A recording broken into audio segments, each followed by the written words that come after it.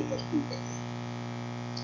Semangat pagi, terimalah salam dhamma dari saya, Namo Sanya Budaya Namo Budaya, Sukihotu, Namo Amitovo, ya diborong semua. Selamat pagi Ayah, Pak Yusti dan sahabat dhamma.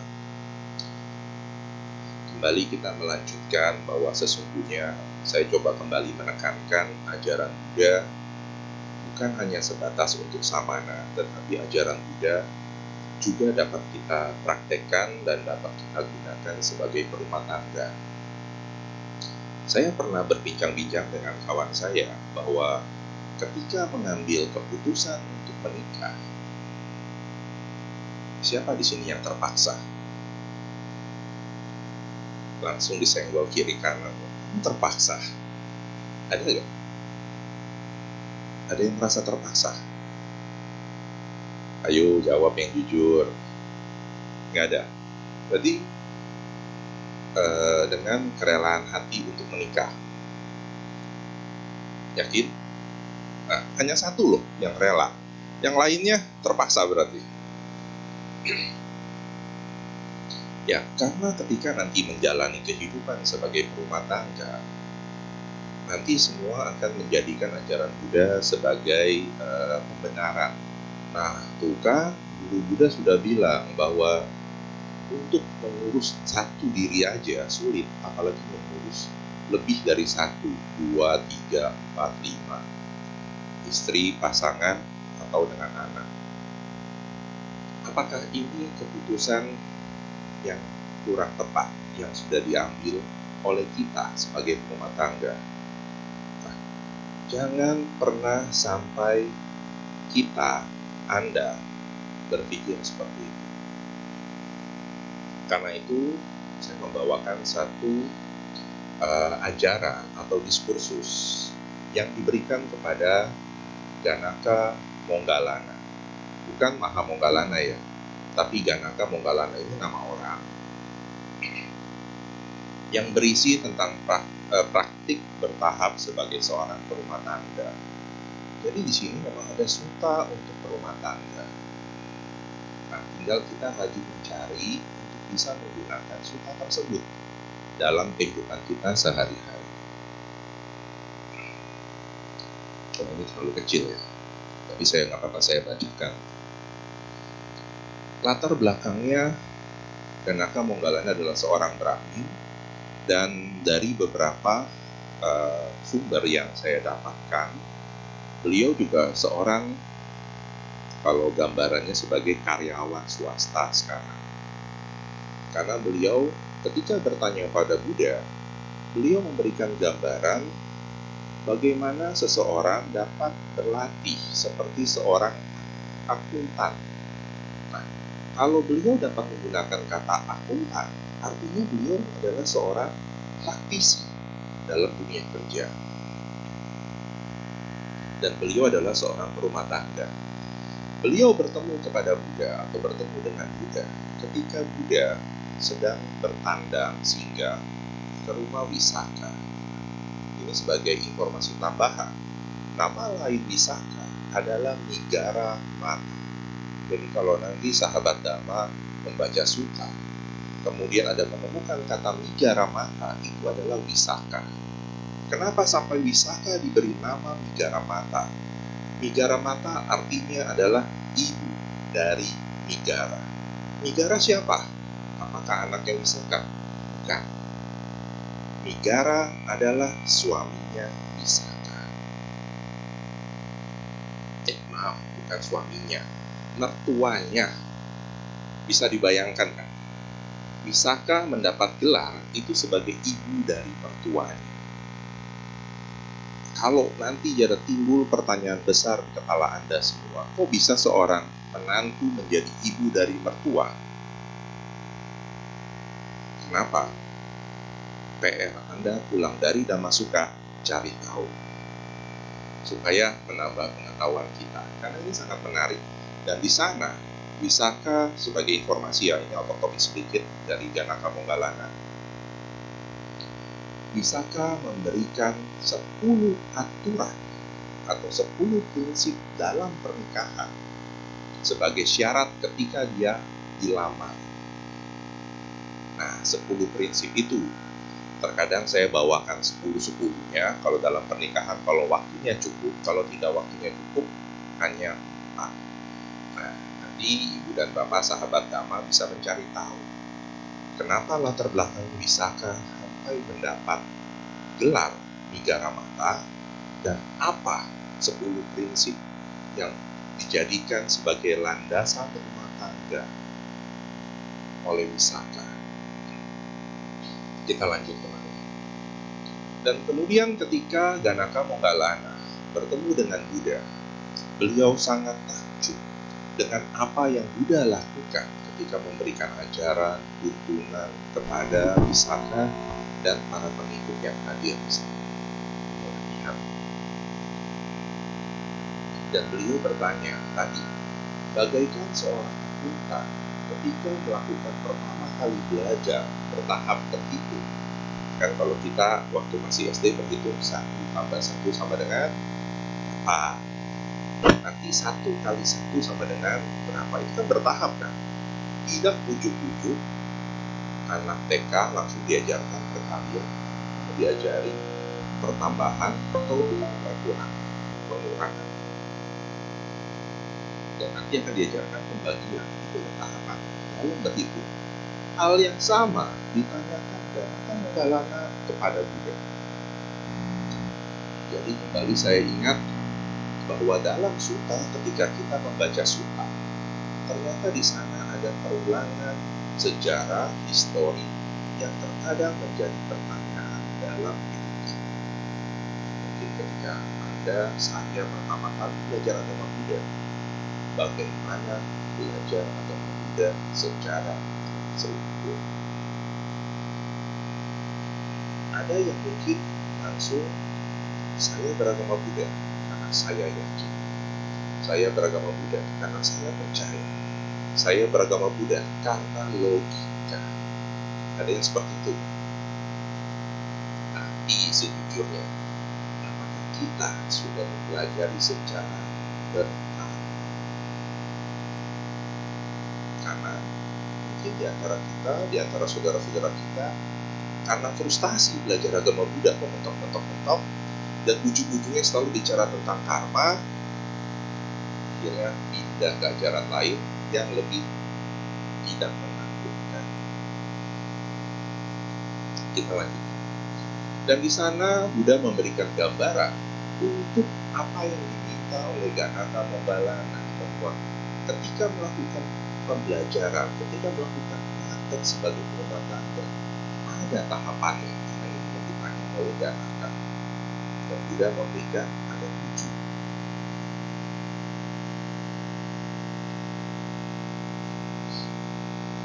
Dan ini adalah konsistensi Buddha ketika menjawab bahwa yang pertama adalah tentang moralitas. Jadi yang pertama, Buddha menekankan jadilah orang yang memiliki moral. Dan yang kedua, hiduplah dengan kendali atas kewajiban. Moral bukan sesuatu yang harus dijadikan sebagai ikatan, tetapi dijadikan sebagai kewajiban. Ini yang kita terkadang menjadikan sila, bukan kewajiban. Sila dijadikan sebagai ikatan. Jadi ketika kita ada terjadi pelanggaran, terkadang kita merasa takut, ini sesuatu yang wajar. Tetapi yang takut ini bukan untuk ditakuti hingga menimbulkan rasa takut yang berlebihan. Kalau dengan kata lain, berdosa. Dulu saya bertanya kepada mama saya, "Ma, kalau melakukan hal yang kurang baik, dosa ada?" Mama saya langsung bilang, "Wah, dosa. Nanti kalau dosa gimana? Ke neraka." Benar nggak? Biasa secara umum jawab. Ada rasa takut yang berlebihan di sana. Jadi kita tidak mau mengulangi hal tersebut karena rasa takut, bukan karena adanya pengetahuan untuk tidak mengulangi. Tolong dibedakan. Buddha bukan untuk menakut-nakuti kita. Buddha memberikan gambaran apa adanya bahwa kalau terjadi sesuatu yang kurang baik yang kita lakukan, hasilnya ada loh seperti ini. Tetapi balik kepada latihan kita. Kita mau melakukannya kembali atau tidak. Sehingga kalau kita sudah mempunyai pengetahuan, kita akan diberkati dengan perilaku dan sikap yang benar. Jadi kita melakukan satu tindakan bukan karena rasa takut, tetapi karena kita mengetahui tolong dibedakan. Dan yang berikutnya, melihat bahaya dalam kesalahan sekecil apapun dan setelah melakukannya. Kalau sahabat Dhamma pernah mengingat satu sutta yang pernah saya berikan di sini, yaitu sutta yang diberikan kepada Rahula, Amba Latika Rahula Wada Sutta. Ini sama, jadi Buddha itu sangat konsisten.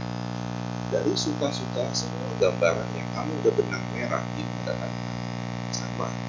Jadi melihat bahaya dalam kesalahan sekecil apapun, dan di sana dalam pelaksanaan sila kita akan membangkitkan podam. Podam apaan tuh Romo? Kalau orang luar bilangnya guardian angel, kita juga punya. Siapa? Ada dua. Ada yang tahu? Dua menjaga kita. Leluhur. Takut nanti semua leluhur yang muncul di sini. Nah, itu dia. Begitu bisa menjawab. Kiri dan Otapa, mereka adalah Dhamma Loka Pala, penjaga Dhamma. Nah, itu bisa dibangkitkan. Sehingga kita mempunyai guardian angel. Guardian angel ini bukan makhluk. Bukan, tadi kalau saya menyebut podam supaya langsung nangkep gitu. Tapi bukan podam ini sebagai aura, bukan. Tetapi memunculkan secara otomatis rasa takut kita terhadap hasil perbuatan dan rasa malu kita ketika perbuatan yang kurang tepat itu dilakukan. Dan yang berikutnya, latihlah diri kita dalam aturan-aturan pelatihan. Dalam sutta ini, Buddha menyebutkan patimokkha. Buddha memberikan gambaran karena Buddha menyebutkan patimokkha ini bukan dilatih oleh Ganaka, tidak. Buddha memberikan gambaran karena beliau yang mengucapkan tentang hal ini. Beliau adalah salah satu anggota sangga. Beliau menekankan patimokkha yang beliau pegang, yang beliau latih. Sedangkan kalau kita sila lengkapi 8 sila. Jadi dalam membaca sutta hati-hati ya, karena nanti ketika Anda membaca patimokkha, waduh, kalau ini Buddha meminta saya dong berlatih patimokkha dalam rumah tangga. Bukan. Karena Buddha mengatasnamakan pelaksanaan pelatihannya. Karena Buddha seorang anggota sangga, pimpinan sangga, beliau mengatakan sebagai patimokkha, aturan-aturan pelatihan yang beliau pegang. Pertama. Dan yang kedua, pengendalian indera. Di sini saya menuliskan, memang agak kesulitan ya, karena saya membaca sutta ini dalam bahasa Inggris, kemudian saya membaca baru ke bahasa Pali. Saya nggak pasti bahasa Pali. Akhirnya ketika saya mencari padanannya, Indriya Gutta Dwaro. Nah, jadi kalau digambarkan Dwaro itu pintu indra. Di sini penggambarannya bagaimana kita dapat memahami indera yang kita punya dan untuk apa, dan apa yang sering menghampiri indera kita. Jadi Buddha memberikan gambaran adanya penglihatan, di sana kita harus mempunyai kendali.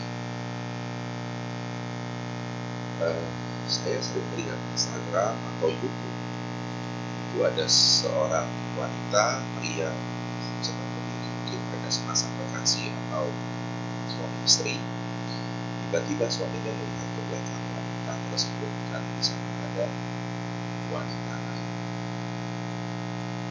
Siapa di sini yang suka begitu? Itu ada yang mengaku.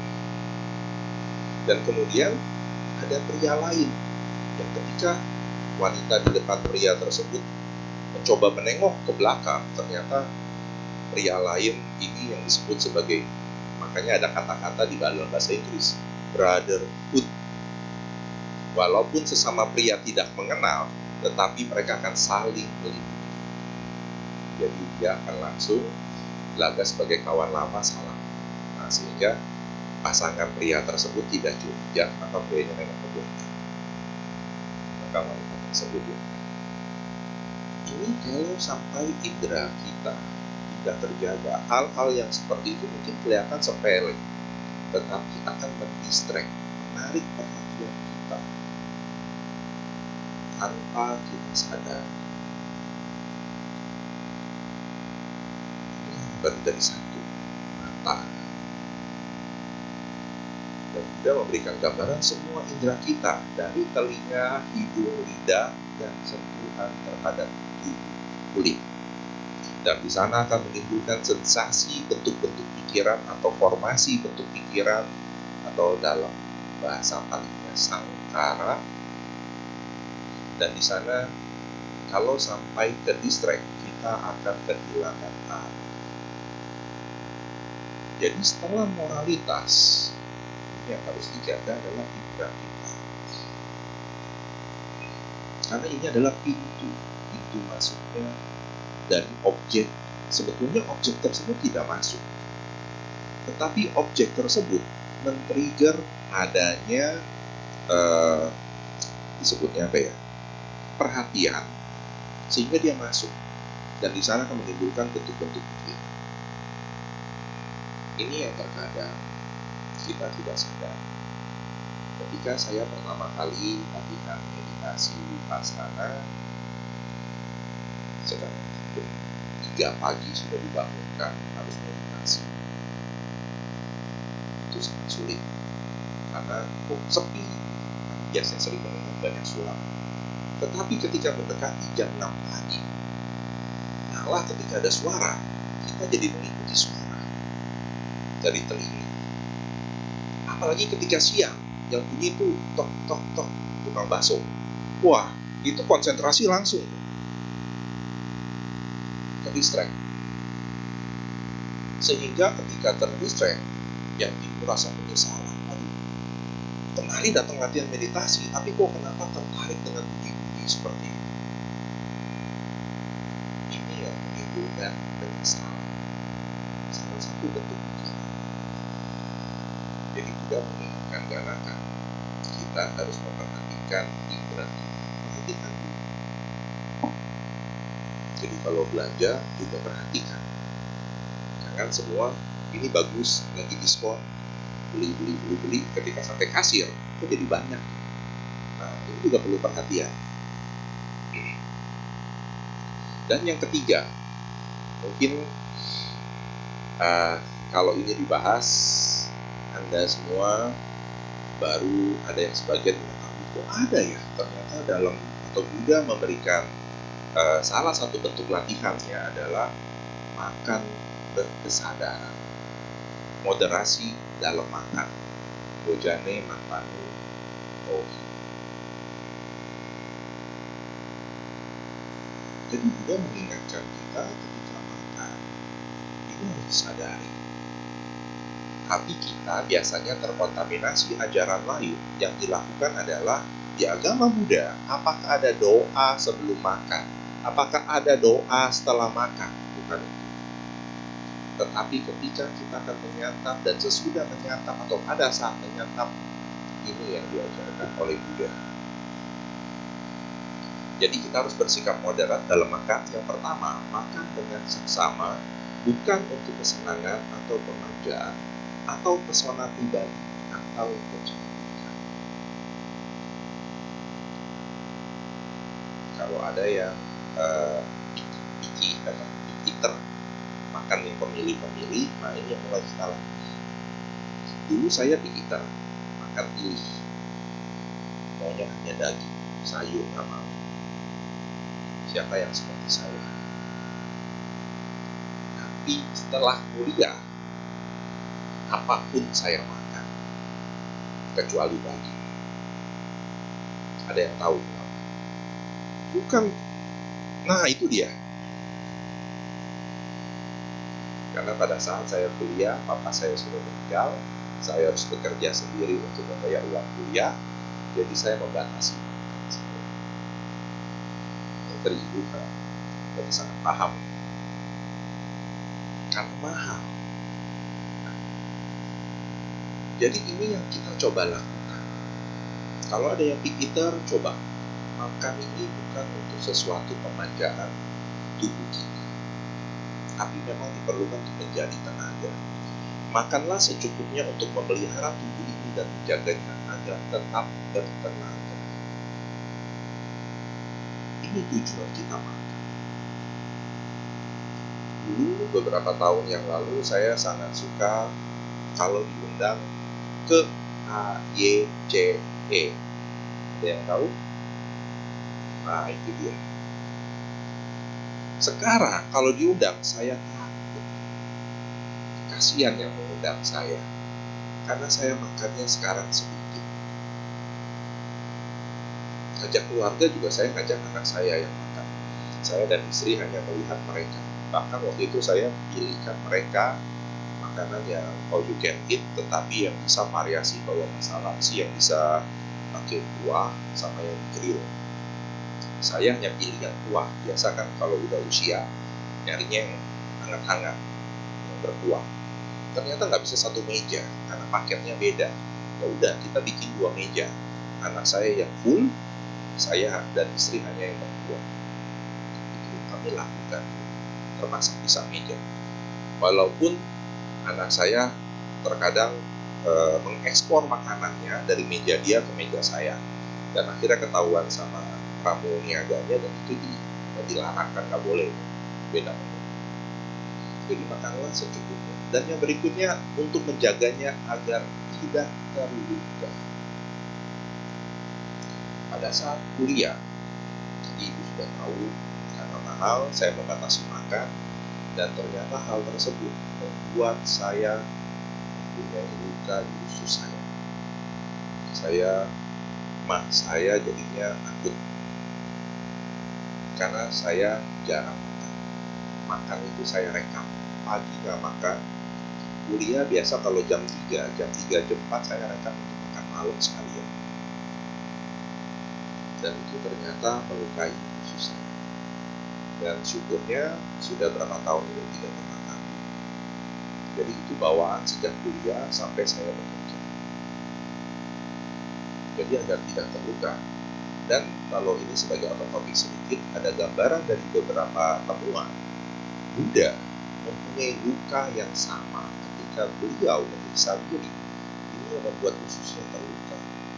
Jadi ketika beliau muntah darah sampai mengeluarkan kotoran berdarah pada masa akhir hidup beliau, bukan semata-mata karena makanannya beracun, tidak, tetapi karena bagian usus beliau juga terluka. Jadi hati-hati, kalau yang sekarang belum mengalami sakit mah, jangan sampai terjadi. Dan berikutnya, makan itu adalah untuk memajukan kehidupan kita, bukan sebagai pemuasan terhadap indera lidah kita.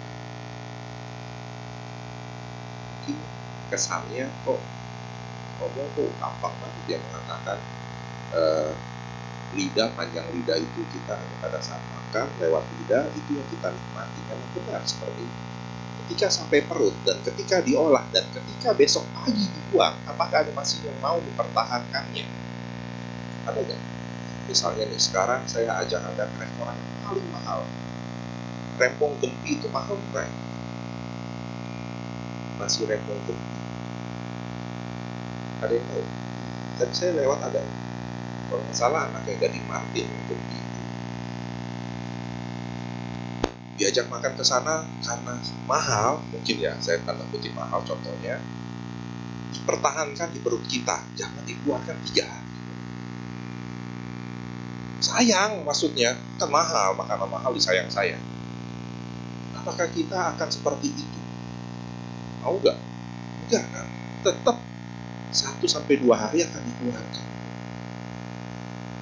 Nah, sifat makanan yang masuk ke dalam tubuh kita adalah kita mengambil sari.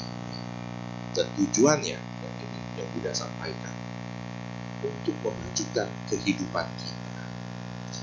Kalau dalam ajaran Tantrayana, Mahayana, tubuh ini adalah aset yang sangat berharga. Karena banyak parami yang bisa dilakukan oleh tubuh ini. Jadi pergunakan tubuh ini sebaik-baiknya. Dijagalah tubuh ini sebaik-baiknya. Jangan memasukkan zat-zat aditif yang dapat merusak tubuh.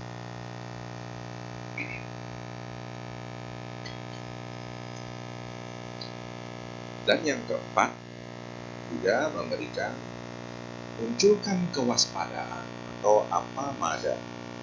Jadi munculkan perhatian kita dalam kewaspadaan. Waspada ini banyak hal seperti yang di sini. Pada siang hari ketika melangkah maju dan mundur. Jadi dalam setiap aktivitas kita mencoba waspada, menimbulkan kesadaran kita dalam beraktivitas. Karena terkadang kita suka ngeblank, matanya terbuka, bisa mendengar, tapi kita lagi berpikir yang lain-lain. Nah, di sini yang kita tidak waspada. Jadi Buddha memberikan gambaran dari mulai mata kita membuka atau terbuka di pagi hari, munculkan kewaspadaan yang kita coba latih hingga sampai mata kita tertutup, bukan sampai meninggal, enggak, sampai tidur. Nanti pulang dari sini ada satu film di YouTube yang Anda patut tonton.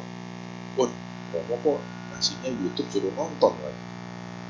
Tenang, ini bukan film, sembarang film, tetapi ini isi ceramah Bante Santa Cito yang menceritakan gambaran kenapa banyak orang pada zaman Buddha ketika mendengarkan ceramah Buddha atau khotbah dari Buddha bisa mencapai tingkat tertentu dalam kesucian. Beliau menyinggung beberapa hal. Jadi sesuai dengan materi yang saya bawakan, ini sangat cocok. Menimbulkan kewaspadaan dari mata terbuka hingga mata tertutup di malam hari. Dan ini ada satu bentuk yang menarik. Pada jaga tengah malam, berbaringlah pada sisi kanan dalam posisi singa.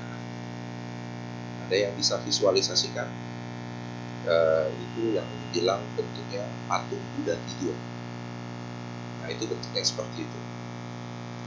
Penuh kaki bertumpu pada kaki, penuh perhatian, sadar jernih, merenungkan pikiran untuk bangun lagi pada jaga terakhir malam. Ini subuh biasanya. Tapi yang bisa kita ambil, ini yang menarik. Siapa di sini yang kalau tidur menghadapnya ke sebelah kiri? Ada?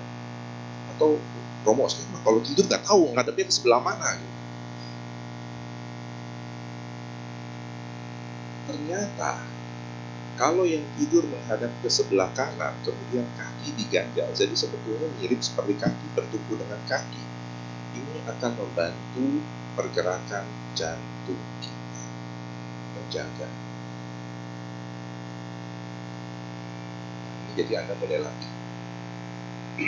Jadi Buddha ternyata memberikan bentuk latihan dalam kita kalau lagi tidur. Dan ketika telah bangun, ketika melangkah maju dan mundur, jadi pengulangan ini yang tadi saya sampaikan. Ketika kita membuka mata, di sana sudah kita coba melatih kesadaran kita. Bukan hanya pada saat meditasi. Meditasi bukan hanya duduk, tetapi memperhatikan semua gerakan, semua fenomena yang ada pada tubuh kita. Jadi seperti saya menjelaskan ini bukan tanpa saya sadari. Ini karena saya diajarkan kalau berbicara di depan umum, lakukan gini, supaya Anda tertarik kepada apa yang akan saya sampaikan. Dan saya menyadari bukan tanpa sadar tangan saya bergerak-gerak. Ya. Jadi saya melakoni pergerakan ini karena saya sudah dilatih berbicara di depan umum. Ini gini. Bersihkan pikiran dan keadaan mental yang menghalang. Jadi ketika dulu kita mulai lebih fokus lagi.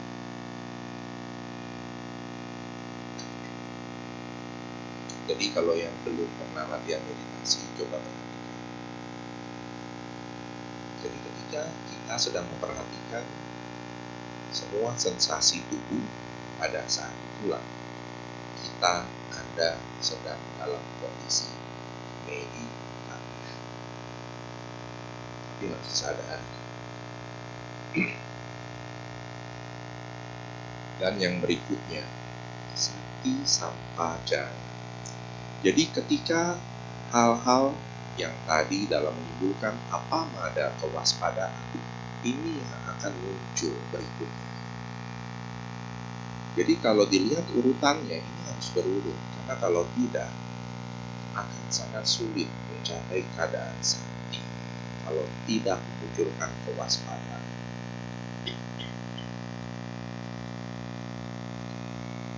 Jadi kita harus menimbulkan kesadaran jernih apakah kita sedang mendekati atau mendekat atau berangkat. Jadi menyadari ketika sedang bergerak atau memperhatikan fenomena atau sensasi. Hingga nantinya akan memunculkan apakah kita sedang makan untuk mengunyah menikmat. Karena itu latihannya harus tadi, moderasi dalam makan tadi, moderat ketika kita sedang makan. Ketika kita sedang mengunyah, kita diajarkan mengunyah untuk berapa kali? 32 kali. Tetapi yang sering kita lakukan 3-5 kali sudah langsung ditelan. Kenapa? Kejar target Romo. Jam sekian udah masih ada meeting, jam sekian ada janji.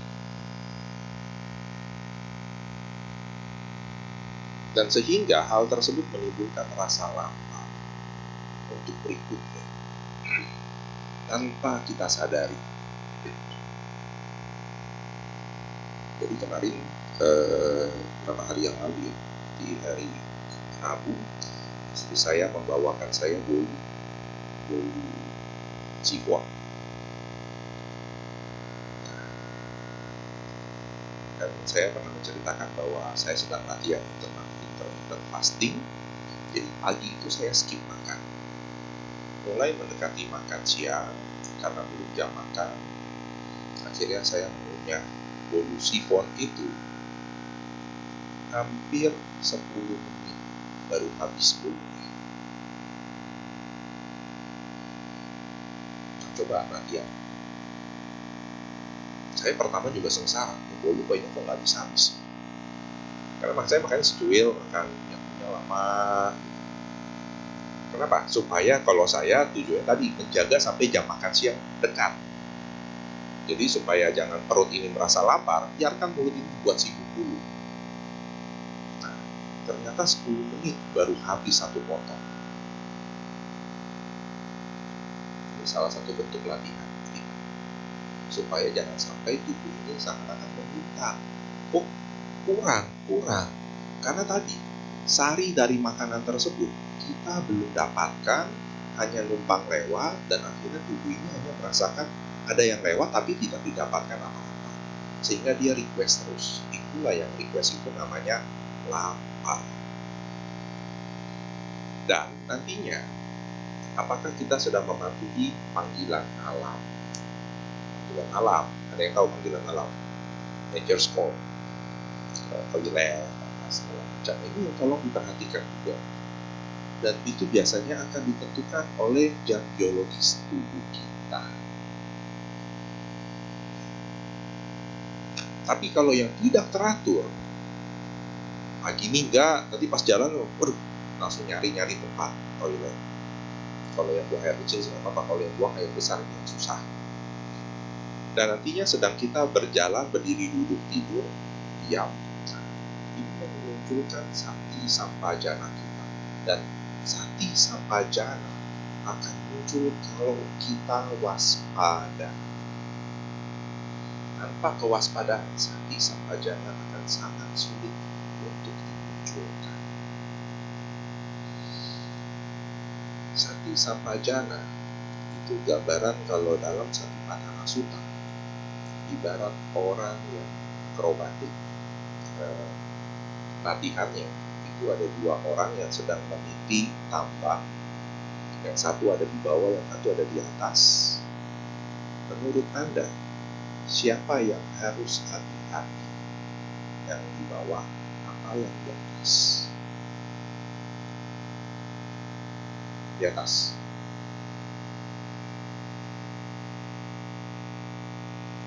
Di bawah. Jadi yang mana benar? Bawah ke atas. Coba kita visualisasikan Anda adalah seorang akrobatik, Anda mau menempati posisi bawah atau atas, supaya selamat dua-duanya dari satu sisi ke sisi lain. Ibu ini menjawab dengan benar sekali lagi. Dua-duanya harus memunculkan kewaspadaan. Jangan memikirkan yang di atas, tapi dia harus memikirkan dirinya sendiri untuk menjaga yang di atas. Yang di atas harus memunculkan kewaspadaan untuk dirinya, sehingga dapat melindungi yang di bawah. Pada saat dua-duanya bisa mempunyai kondisi tersebut, Buddha memberikan gambaran, ini adalah gambaran sati sampajana. Masih belum, ini nanti kita di lain kesempatan kita cari use case-nya lagi. Dan yang berikutnya,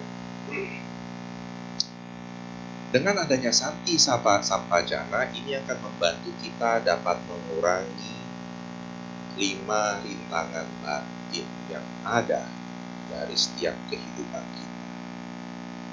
Jadi kalau yang nanti mungkin akan jadi timbul pertanyaan, Romo, kalau di Pancaniwarana yang pertama biasanya kan Kamacanda, tapi kenapa yang di sini Abhijja?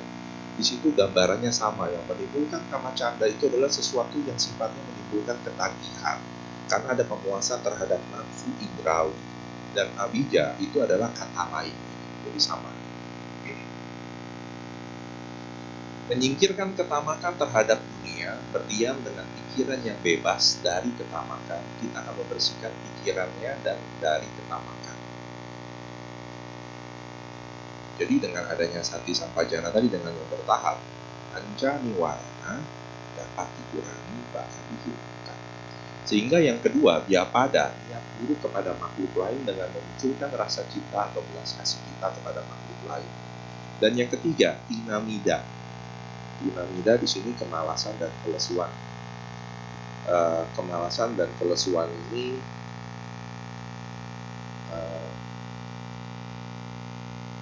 yang sifatnya sebetulnya, kalau kemalasan itu kalau di ilmu fisika ada yang menyebutnya sebagai kelembaman.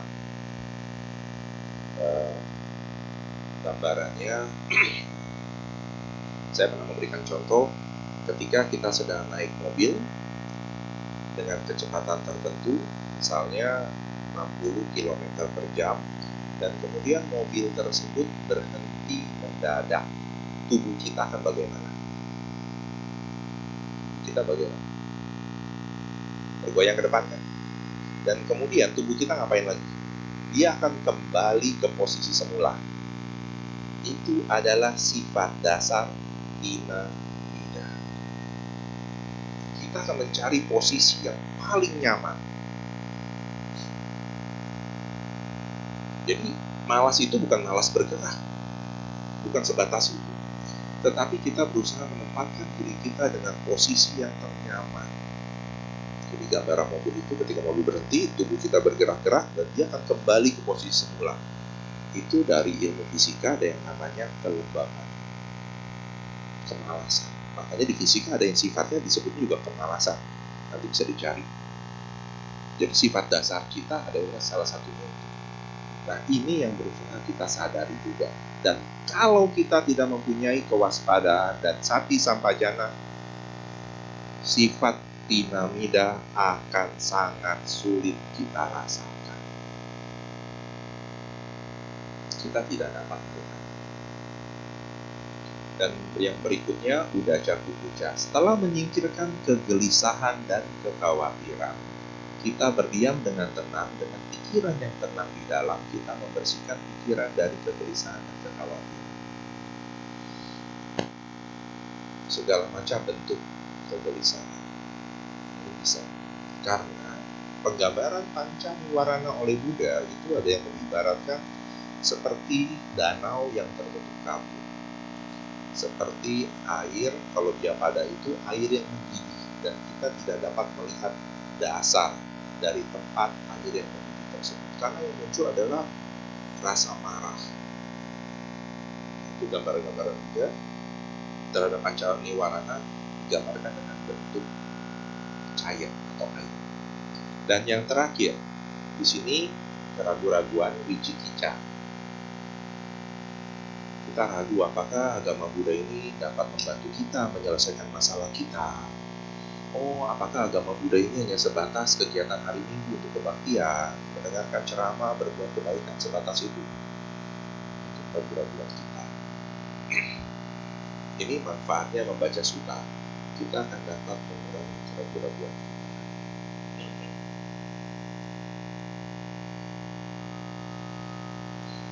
Dan yang terakhir, ketika 6 latihan secara bertahap sudah dilakukan, tadi kan untuk menimbulkan apa pada, saya menyebutkan dalam kondisi meditatif, kalau kita fokus terhadap semua yang muncul fenomena dari tubuh kita. Jana adalah salah satu buah. Saya menyebutkan sebagai buah dari hasil latihan tadi. Karena jana tidak dapat dilakukan tanpa yang di depan. Tidak serta-merta hanya sebatas mendengarkan ceramah jana muncul. Jana adalah salah satu hasil dari latihan. Tidak bisa langsung diberikan, tidak langsung muncul tanpa sebab. Latihannya bagaimana tadi? Dengan mengatasi Pancaniwarana, jana pertama bisa dilatih. Dengan fokus dalam witaka wicara, bisa mencapai jana kedua. Dengan merasakan atau mengurangi rasa piti, kegiuran terhadap sesuatu yang muncul dari kebahagiaan, ini dapat meraih jana yang ketiga. Dan yang terakhir, dengan menyingkirkan kesedihan dan memunculkan ketenangan yang disebut sebagai ekuanimitas atau upeka, jana keempat bisa diraih. Ini adalah 7 latihan secara bertahap yang bisa kita gunakan dalam kehidupan kita. Saya nggak bisa tunjuk-tunjuknya. Buddha tidak mengharuskan kita semua, tetapi kalau ini semua bisa dijadikan sebagai kewajiban untuk melakukan bertahap.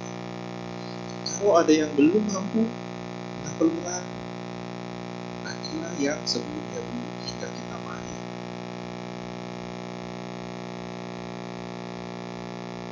Siapa di sini yang latihan naik mobil tapi nggak bisa naik motor? Mengendarai motor. Kenapa? Tidak motor. Karena nggak punya motor. Makanya nggak bisa mengendarai motor. Tapi kalau bertahap, ini saya katakan, jadi bukan saya mengecilkan Anda nggak punya motor, enggak. Karena saya justru dulu punyanya motor dulu, baru mobil. Sehingga saya mengendarai motor itu mungkin berapa belas tahun, saya mahir di motor. Mau motor dulu kopling, hingga ke matic. Dan waktu latihan mobil, yang saya ikut kursus mobil adalah manual, nggak pernah matic. Matic adalah ketika saya ganti mobil, sehingga saya bisa menguasai semua. Ketika saya diajak ke Bali, kakak saya, dia salah sewa mobil. Yang disewa mobil adalah mobil manual. Keponakan saya naik mobil manual, setiap 10 meter mati. dipaksonin sama orang di belakang di balik.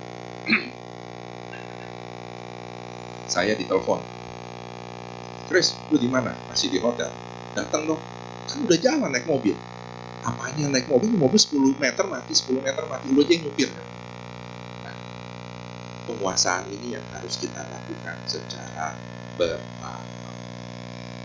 Ada yang merasa cepat nyampainya, ya karena belum menguasai dasarnya. Suatu saat akan mengalami kesulitan. Jadi kita jangan perlu instan-instan, bertahap.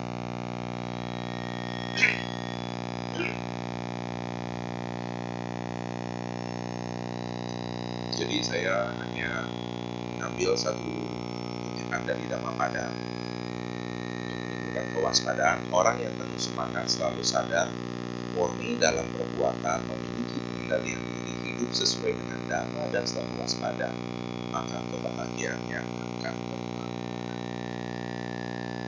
Karena tidak ada rasa takut, tidak ada yang dikhawatirkan, karena apa yang dilakukannya bukan suatu pelanggaran. Ini yang bisa saya berikan, semoga bermanfaat dari 7 ini. Jadi kalau kita sekilas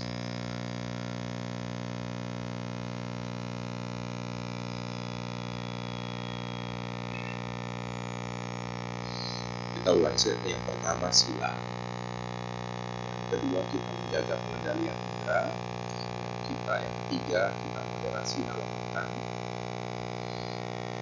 dan yang keempat menunjukkan kewaspadaan, yang kelima satu sampajana, perhatian dan kesadaran jernih, yang keenam panca niwarana yang dapat diatasi, dan yang ketujuh pencapaian jernih. Jangan langsung dulu latihan meditasi untuk mencapai jana. Bisa nggak? Bisa. Tapi apakah bertahan? Enggak. Karena tadi bertahap, Anda mempunyai landasan, fondasi ini akan dapat mempertahankan hasil jana. Demikian yang bisa saya berikan. Nanti mungkin bisa sesi menjawab. Ada pertanyaan yang dapat ditanyakan. Terima kasih.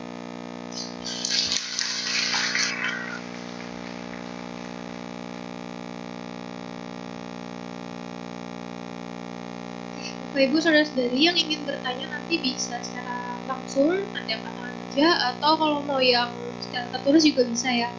Nah, sambil kita menunggu pertanyaan yang masuk, kita nyanyikan satu buah lagu bersama-sama.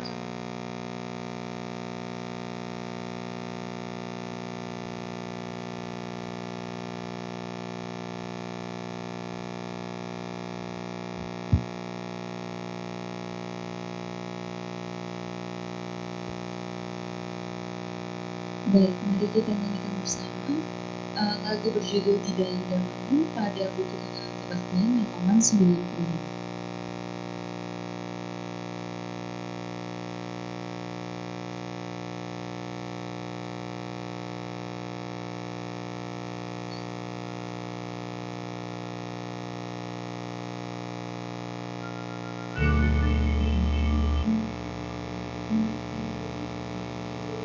Sungguh jalan memandang wajahmu yang penuh kasih sayang, Dhammamu yang agung, Dhammamu yang mulia, ku tinggikan Dhammamu. Kemuliaan di dalam Dhammamu, pelita kehidupan, ku yakinkan segalanya di setiap langkahku, jalan terang menuju kenibbana.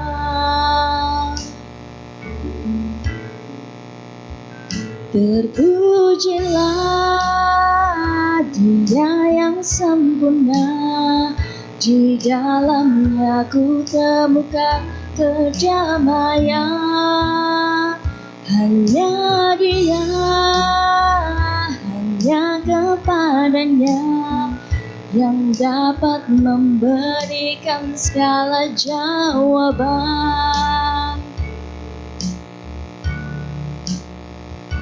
Kemuliaan di dalam namamu, pelita kehidupan. Ku yakinkan segalanya di setiap langkahku, jalan tengah menuju kenibanan.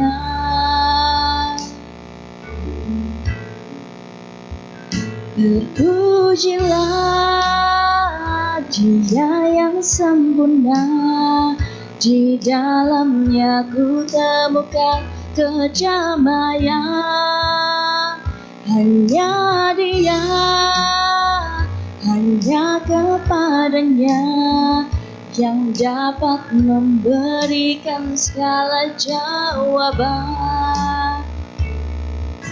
Terpujilah Dia yang sempurna, di dalamnya ku temukan kedamaian. Hanya Dia, hanya kepadanya yang dapat memberikan segala jawaban. Terima kasih.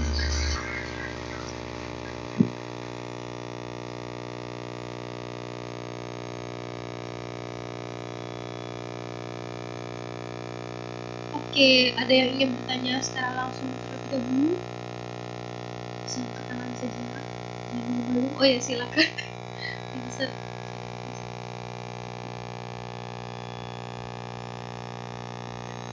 Masih kayak itu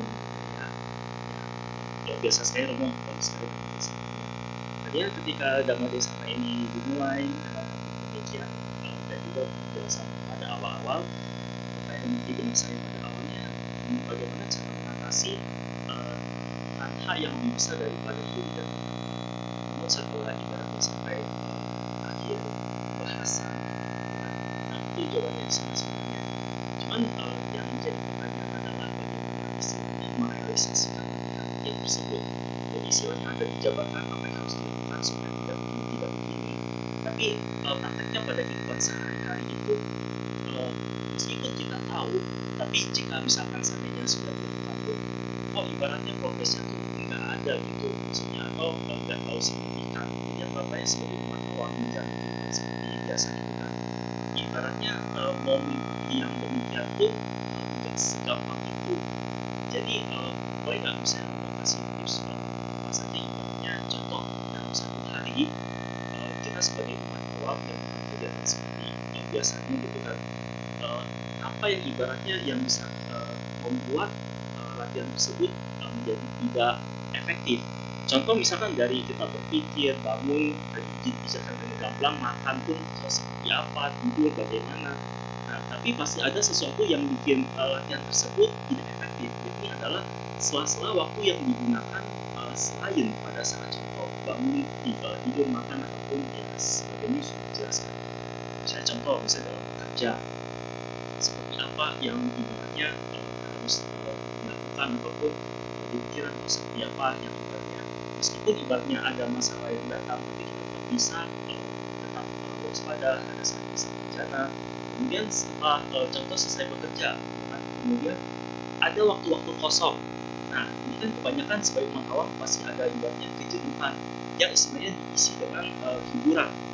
Nah entah itu mendengar lagu, menonton sebagainya. Nah ini sebenarnya kayak hiburan kan banyak tidak ada dalam konteks yang memajukan kita punya pengembangan diri. Nah apakah dengan demikian apakah berarti kita cut hal-hal yang seperti itu yang ibaratnya dengan hal yang ibaratnya kita udah capek butuh hiburan, tapi kalau misalnya kita mau sesuatu yang progres untuk dapat itu yang di-cut. Jadi ibaratnya kita rubah nih apa yang kita lakukan dalam 1 kali 24 jam sampai 7 hari, 30 hari, 1 tahun, sampai seterusnya. Ibaratnya kita dari setelah kita melakukan hal tersebut, kita jadi ibaratnya melakukan praktik agama yang sebenarnya dan tidak bukan hal yang bisa mengurangi efektivitas dalam latihan kita. Jadi di sana ibaratnya Romo memberikan suatu pencerahan mengenai bagaimana menggunakan waktu yang istilahnya tidak melatih diri, tapi juga ibaratnya mendapatkan hiburan dalam artian enggak hiburan, tapi tetap melatih diri dengan baik gitu. Itu saja. Terima kasih.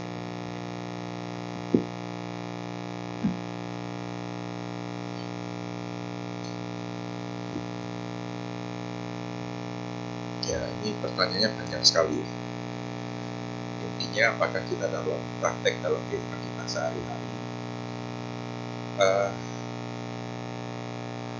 Ini sebetulnya sangat sulit saya jawab. Siapa di sini yang lagi nonton Love Next Door? Belum selesai. Malam ini terakhir kan selesai. Loh, kok Roman tahu? Karena saya nonton. Dalam ketika melakukan praktek, bukan berarti kita harus terikat dalam latihan. Ya. Karena itu yang akan membuat diri kita terpisah dengan latihan. Latihan ini harus ada di dalam diri kita sendiri. Kalau Romo nonton Love Next Door, materi ini kapan dibuat? Yang saya bisa pastikan kepada Anda, materi ini adalah fresh from the oven. Artinya, saya sedang mencari saya pernah menceritakan tesis saya adalah mengambil beberapa materi tentang ekonomi Buddhis. Karena saya termasuk bagian umat berumah tangga, lay person, rumah tangga atau karawasa, dan ini menunjukkan bahwa sebagai berumah tangga kita bisa menjalani ajaran Buddha dengan baik tanpa membuat ajaran Buddha berada di luar diri kita. Jadi kenapa saya juga tadi bisa meminta Anda, mengajak Anda untuk dapat melihat YouTube Bante Santa Cito. Karena ketika saya open YouTube, bukan hanya sebatas film yang saya cari. Nah, medianya sama kan, YouTube kan? Nah, tapi saya coba mencari hal-hal yang perlu saya dengar, perlu saya ketahui. Dan saya daftar, subscribe. Jadi ketika ada sesuatu yang baru dari Bante Santa Cito, akan muncul di timeline YouTube saya. Bukan sebatas Nek Carlos. Bukan sebatas anak kuliner. Saya suka nonton vlogger, makanan, food vlogger. Tapi saya tidak melupakan latihan hanya pemuasan lewat indera. Karena itu kan lewat indera. Terkadang saya nggak bisa nonton. Tapi karena saya mendaftar di YouTube Premium, saya bisa off-kan videonya, audionya masuk, nyala terus. Jadi sambil bekerja, terkadang saya gunakan waktu saya untuk mendengarkan. Romo nggak fokus dong. Terkadang saya bisa. Tapi kalau lagi meeting, saya nggak bisa. Meeting itu harus konsentrasi. Mata saya melihat materi meeting, kuping saya harus mendengarkan semua audiens yang hadir. Ini yang dilatih. Jadi jangan jadikan latihan berada di luar diri kita. Tetapi latihlah diri kita sehingga kita menjadi satu. Jangan berpikir bahwa ketika sedang berlatih kita tidak beristirahat. Kita perlu beristirahat. Istirahat itu gunakan waktu Anda. Kalau kita berumah tangga, lagi ada chit-chat dengan istri atau suami, ya chit-chat. Dengan anak, chit-chat anak saya. Jadi, mohon maaf, saya harus cerita di sini, tapi bukan untuk flexing. Saya mengajarkan anak saya golf. Jadi dia tadi pagi nanya ke saya, Dad, hari ini golf ya? Keren kan hari ini golf? Terserah kita selesai jam berapa. Karena selesai dari Wihara Dhamasuka, saya ada jadwal sebagai seorang konselor di salah satu wihara. Jam 12:30 saya ada janji di sana. Nanti selesai dari sana, saya harus memaafkan karena salah satu aktivis orang tuanya yang meninggal. Selesai dari sana, baru saya bilang ke anak saya harus cerita kepada anak saya apa adanya, supaya jangan dijadikan kegiatan aktivitas sosial saya akan membatasi kehidupan berumah tangga dengan anak saya. Saya ceritakan. Sehingga kalau sore, saya akan berikan waktu saya untuk dia. Karena dia minta diajari golf, saya ajari. Walaupun saya juga main baru. Tapi minimal waktu udah jauh. Nah, seperti itu. Jadi jangan dijadikan latihan yang terpisah. Kalau dijadikan terpisah, akhirnya kita dalam bekerja akan sulit untuk berlatih. Karena kita anggap latihan terpisah dari pekerjaan kita. Tapi pada saat kita bekerja, apa nada kita bisa menunjukkan kewaspadaan, sehingga menunjukkan sang pelajar. Salah satunya apa? Ketika terjadi argumen dalam meeting, bukan caci maki yang muncul, bukan saling menjelekkan pihak lain. Saya seorang sales marketing. Kalau bicara sales marketing untuk menjual produk, yang paling gampang adalah menimbulkan black campaign terhadap produk lain. Itu yang saya sadari dan tidak saya lakukan. Ini kita pergunakan dari ajar hidup. Karena kalau tidak, kita hanya jadikan hari Sabtu Minggu sebagai kehidupan aktivitas sosial. Di sanalah kita baru berlatih.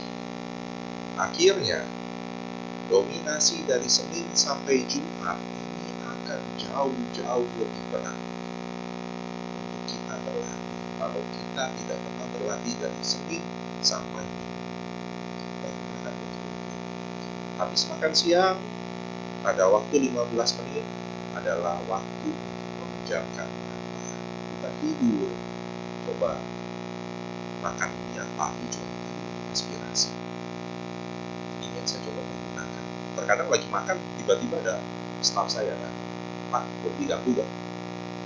Iya, saya selesaikan makan. Jadi kalau pas jam makan, saya nggak mau tidak mungkin. Itu bisa kita gunakan. Kata kuncinya, jangan pisahkan latihan dari kehidupan kita. Tapi dalam kehidupan kita selalu berlatih. Terima kasih.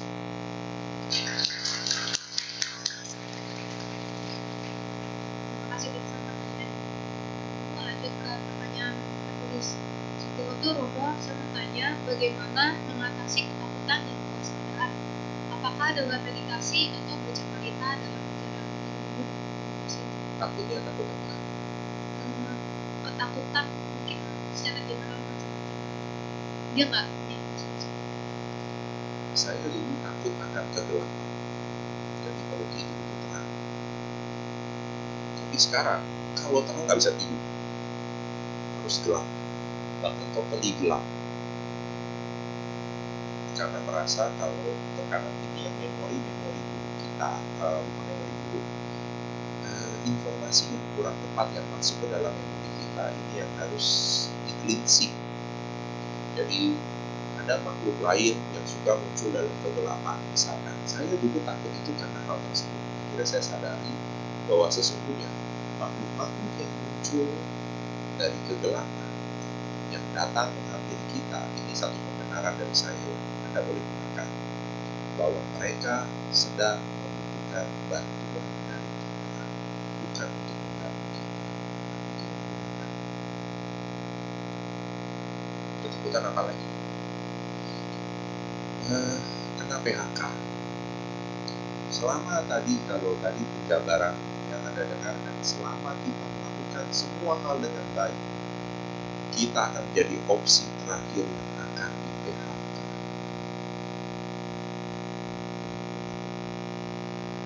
Saya, ini perusahaan kedua saya, perusahaan pertama saya termasuk orang yang di PHK terakhir karena gelombang 98, gelombang masalah ekonomi, krisis.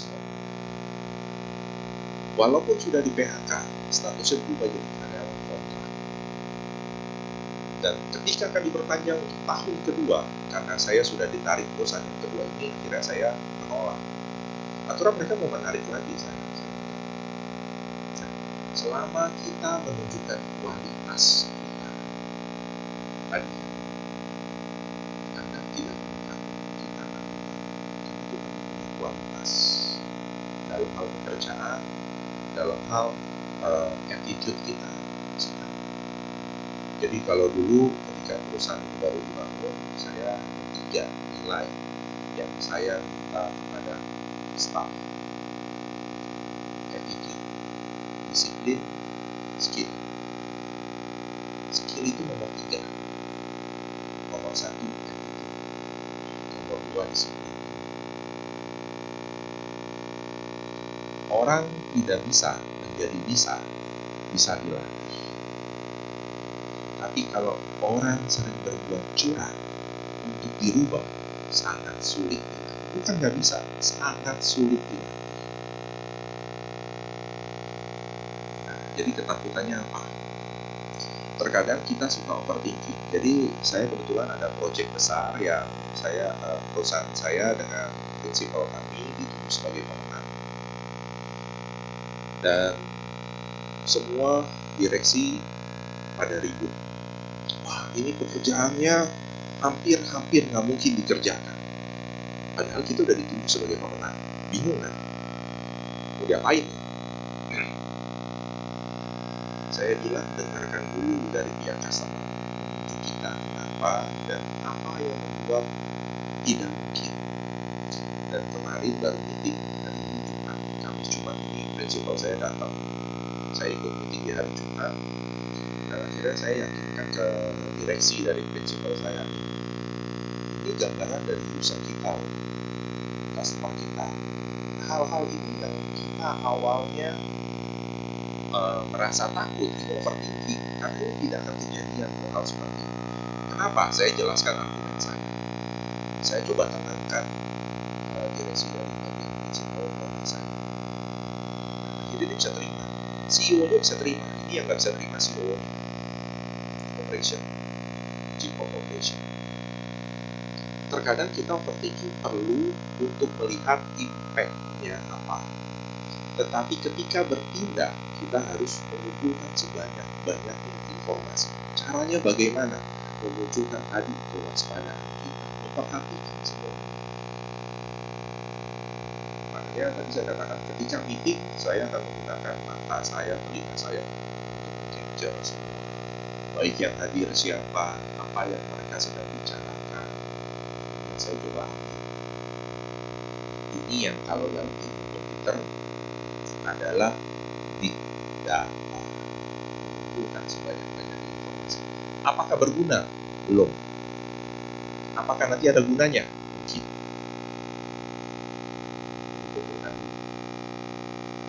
Jadi ketakutannya terhadap apa? Ya masih secara spiritual dan dunia kerja kan saya sudah memberikan jawabannya seperti itu. Terima kasih.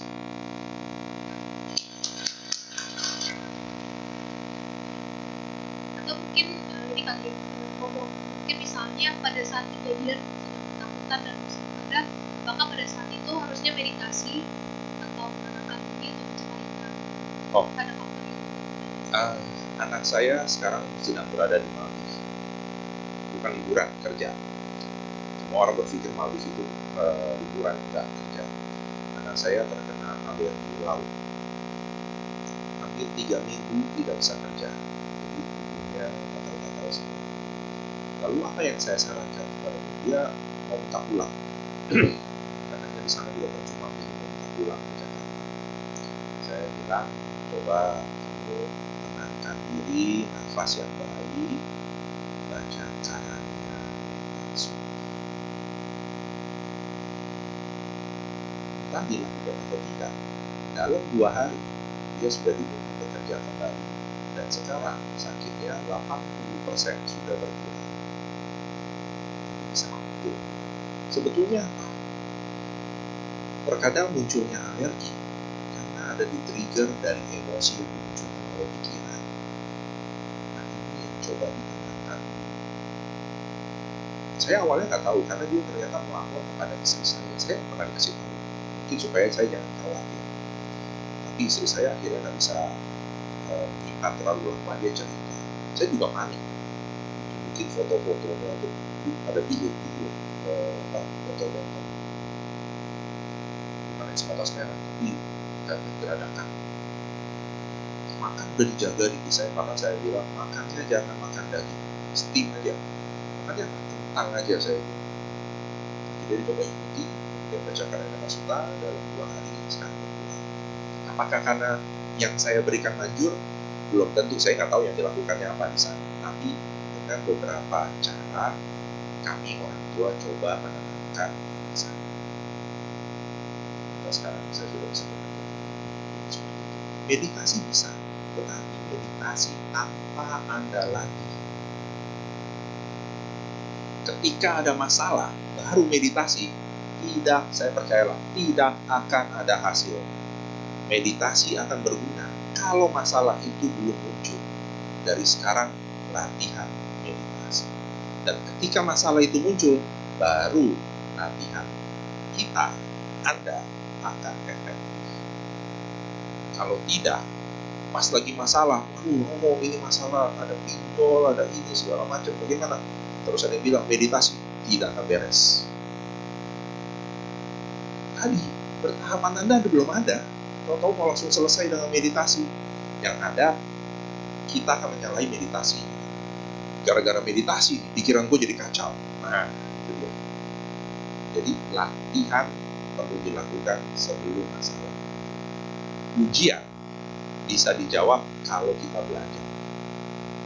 Kalau tahu-tahu ujuk-ujuk hari ini guru datang, ayo anak-anak siapkan 1 lembar kertas dan alat tulis, kita sekarang ujian. Kalau yang belum siap langsung, wah guru, Pak Guru nggak fair nih, saya kan belum belajar. Nah, dulu kita begitu kan, salahnya kita.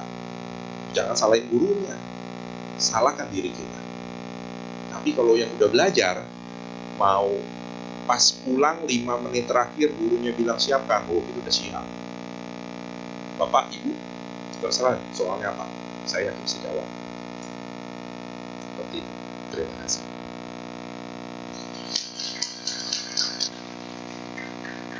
Oke, Romo, pertanyaan penutup ini terkait pernikahan. Jadi yang bertanya ini menikah secara Islam karena sebenarnya beliau beragama Islam. Kemudian menikahnya pun pakai cara Islam dan menikah pun Islam. Kemudian selama pernikahan itu sering berjalan waktu, dia mulai belajar agama Buddha, ikut sembahyang, wihara, kemudian tergerak hatinya untuk ganti ke Buddha. Jadi beliau ini sudah menikah selama 13 tahun, sudah pindah agama, dia KTP dan kakak menjadi Buddha. Yang ingin ditanyakan, apakah pernikahan ini sah di mata hukum dan agama? Apakah perlu menikah ulang dan harus menikah ulang? Menikah ulangnya sama pasangan atau beda pasangan? Itu dulu yang ditanyakan. Tapi Anda yang tadi bertanya, Anda sama dengan saya.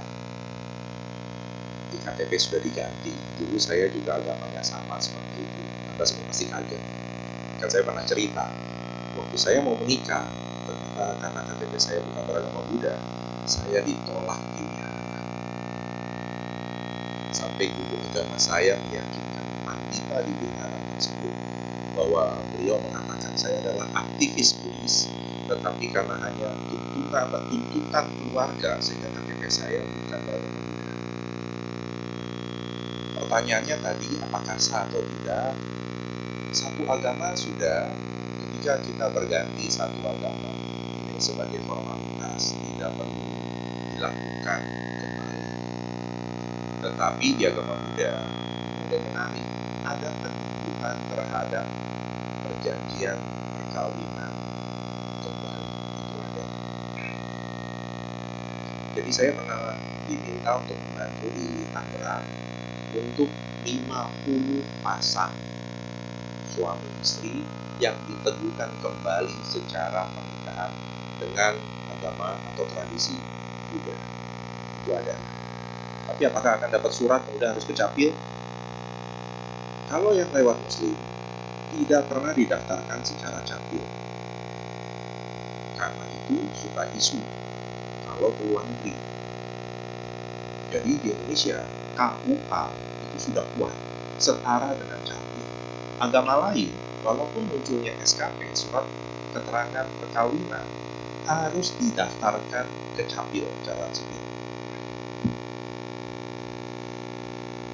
Nah, kalau Anda tadi yang bertanya sudah punya KUA dan masih mau dipakai, cukup itu aja.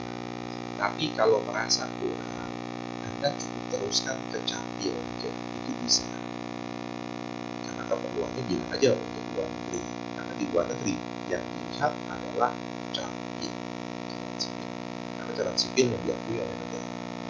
KUA hanya di Indonesia, negara lain nggak bisa. Biasanya perlu pengesahan dokumen. Jadi seperti itu. Jadi sudah sah. Dan kalau ada mau, tapi saya belum pernah ikut tradisi Buddhis. Nanti coba kalau ada wihara atau dhamma suka mengadakan penerbitan kembali, boleh ikut. Jadi kalau tidak salah, saya dulu yang di Bina Sambara, wihara di Tangerang di dekat Pasar Kunis. Kemudian Rasa Dajinara kita pernah mengadakan, Ekayana pernah mengadakan, jadi Ekayana bahkan lebih besar, 108 pasang. Itu peneguhan kembali janji perkawinan. Di situ ada yang sudah 50 tahun menikah, tapi karena dulu menikahnya itu adalah dengan selebrasi. Orang-orang tua kita nggak pernah dicatatkan secara catatan sipil, karena itu biasanya nama anak mengikuti nama ibu di akte ibu.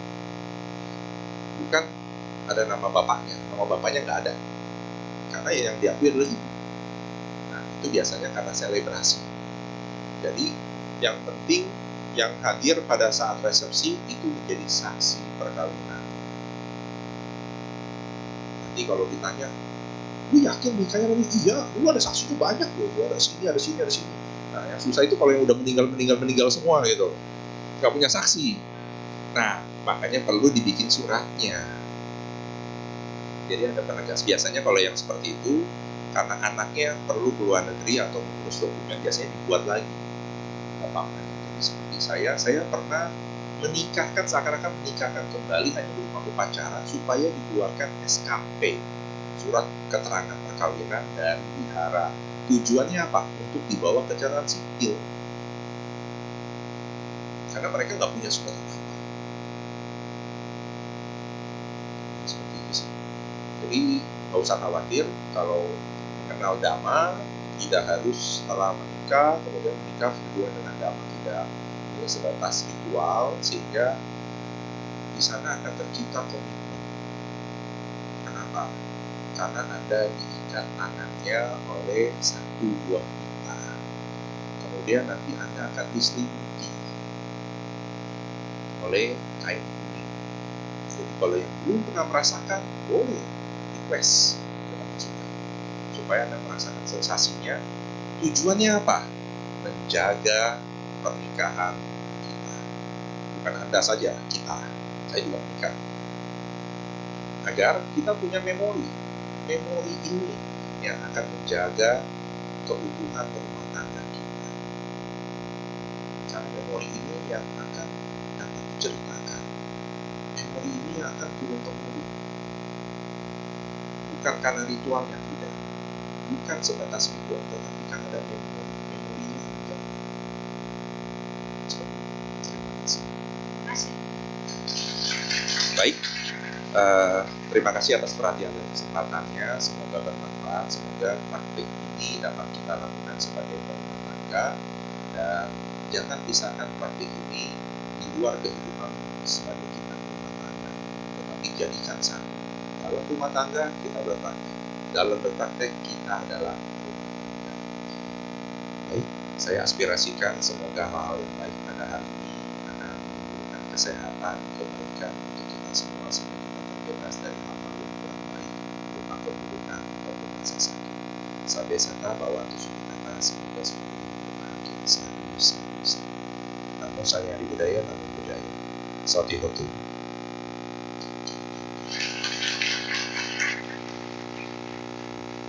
Romo, kami segenap pengurus dan seluruh umat Karang Muslim mengucapkan terima kasih atas sharing dan penjelasan-penjelasan dari pertanyaan yang sudah masuk. Ya. Oke, Bapak Ibu tadi yang sudah bertanya, kami ucapkan terima kasih kembali ya. Terima kasih. Semoga bermanfaat dan bisa diterapkan apa yang sudah diberikan jawaban. Nah, untuk melengkapi perbuatan kebajikan kita pada pagi hari ini, mari kita lengkapi